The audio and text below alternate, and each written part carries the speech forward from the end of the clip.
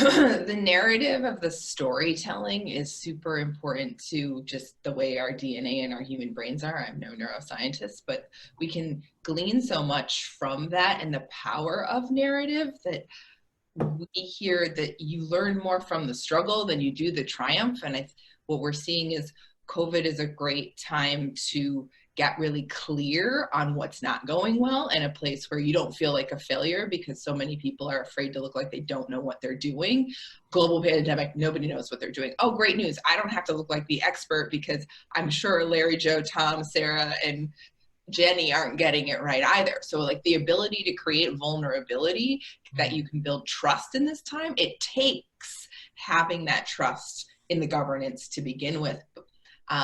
So first of all, if there isn't that trust, creating a conversation with the important members of your family where you ask questions and then shut up and listen, as opposed to telling them exactly what you want the answer to be, is like tip number one. Like, get really curious about, like, what is this like for you? Or how are you thinking about this? And that can be across the same generation, multiple generations, and then listen for the story around, oh, okay, well, some of us have been through the '08 financial crisis, and out of that came this great tech bubble and all these VCs. So the innovation that's possible, all the way back to, well, your ancestors in the Great Depression did this, this, and this, and like, okay, we can make it through this. We've got this. We can survive. But creating those moments of compassionate listening is where we see the governance can build the support around being able to move forward.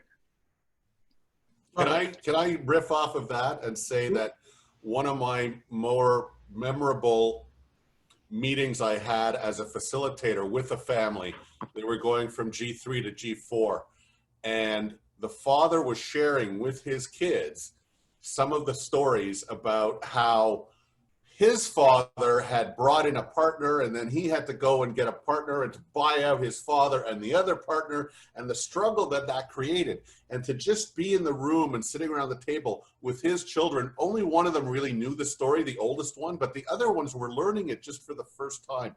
And just the energy in the room and the respect for dad and understanding everything he had gone through to get to where they were was just an incredible thing. So please, any families that have these stories, they need to be shared, because they are part of the family DNA that is going to help the family stay together over the subsequent generations. And on top of that, that's a great way to get the younger generation involved. I can guarantee you that my 10-year-old nephew knows how to work a computer better than I do. And to have them go around and interview and feel like they can start contributing and having videos and putting it on Facebook. I mean, there's so many ways that you don't have to wait till the rite of passage at 25 for a distribution, or like when you're getting married or whatever that is, to start having these conversations. And then I just want to give a quick shout out. This came up in my head. I really love the NPR podcast, How I Built This. Has anyone else listened? Like the incredible stories of what are now considered successful CEOs. They talk about their journeys and their businesses.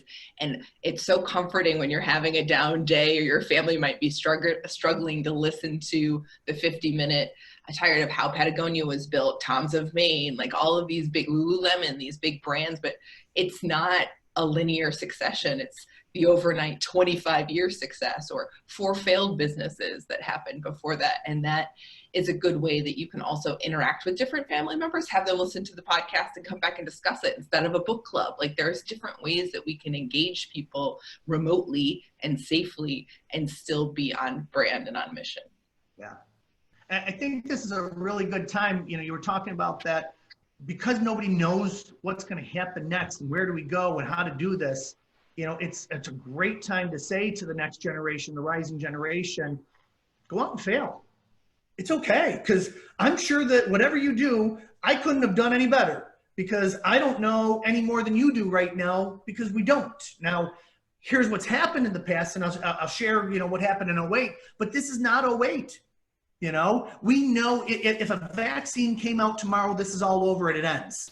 So we know that there's an end in sight, where with '08, we didn't know there was an end in sight. We didn't know what was going to happen in the middle of it, you know? So it is It is different.